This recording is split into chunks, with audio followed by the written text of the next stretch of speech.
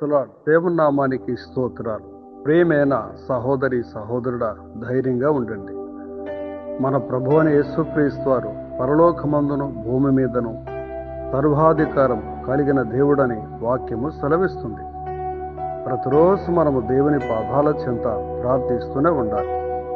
దేవాది దేవుడు మన ప్రార్థనలు ఆలకిస్తూనే ఉన్నాడు. ఆయన సమయంలో తప్పక మనకు జవాబులిచ్చి మనల్ని ఆశీర్వదిస్తాడు. మన జీవితంలో అద్భుతాలు చేసే దేవుడు మన ప్రార్థనలు వింటున్నాడు కనుక ధైర్యంగా ఉండాలి. దేవుని వాక్యం ఈ విధంగా సెలవిస్తుంది. యెషయా గ్రంథం 63వ అధ్యాయం 9వ వచనం ఈ విధంగా సెలవిస్తుంది. వారి యావత్ బాధలో ఆయన బాధ నొందెను, ఆయన సన్నిధి దూత వారిని రక్షించను. ప్రేమ చేతను తాళమి చేతను వారిని విమోచించను. పూర్వ దినములన్నిటను ఆయన వారిని ఎత్తుకొనుచు మోసుకొనుచు వచ్చాను. అవునండి, మన దేవాది దేవుడు మన యావత్ బాధలో బాధ నొందను అని వాక్యము సెలవిస్తుంది.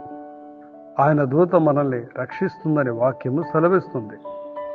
అవునండి, మన దేవాది దేవుడు మనల్ని కాపాడుచున్నాడు. మన బాధలన్నీ కూడా అర్థం చేసుకునే దేవుడు మనతోనే ఉన్నాడు. మన విశ్వాసాన్ని కోల్పోవద్దు. అనునిత్యం దేవుని పాదాల చెంత ప్రార్థించండి. ఈ వాక్యాన్ని ఆధారం చేసుకుని చేతులెత్తి దేవుని పాదాల చెంత ప్రార్థిస్తూనే ఉండండి. తప్పక దేవాది దేవుడు మీ బాధను, మీ కష్టాన్ని, మీ దుఃఖాన్ని అర్థం చేసుకోగలడు.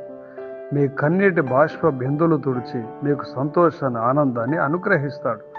విశ్వాసంతో ప్రార్థించండి, గొప్ప విజయాన్ని పొందండి. సంతోషంతో, ఆనందముతో దేవుని సన్నిధిలో గంతులు వేయండి. దేవుడు మిమ్మల్ని దీవించి దీర్ఘాయుష్యవంతులుగా మీ పిల్లల్ని ఆశీర్వదించి కాపాడునుగాక. ఆమేన్, ఆమేన్.